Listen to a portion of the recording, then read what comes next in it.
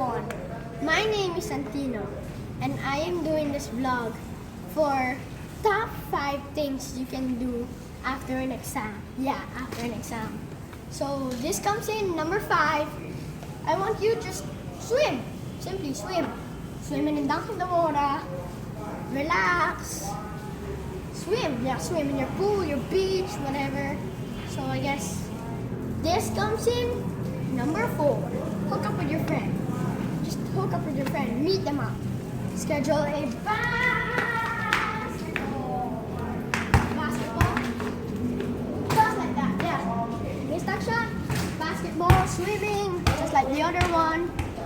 And then this one comes in number 3. Learn how to do something new. Do something new.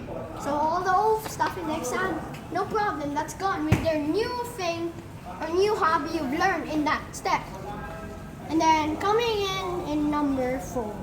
In step number 2, I guess, sorry, got mixed up there. Step with number 2, I guess you could go to a park and relax. Have a picnic, look at the sun. You can, I guess, yeah, have a picnic, do artworks under the sun, which I love to do. Yeah, so I guess finally this comes in number 1. Plan a family day trip on a weekend, which is my favorite.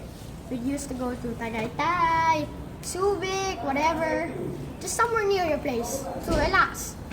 Yeah, to relax, just like what I said, to go in a park, but that's not the same. This time we are going somewhere and relaxing somewhere else.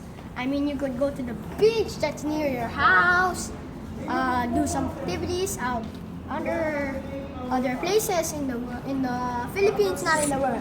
You have no time in the world, but I guess I'm not saying you guys have no time in the world to go in another place, but I suggest stay in your country.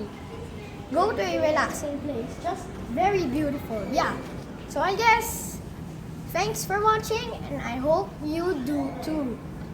Thank you, goodbye, adios!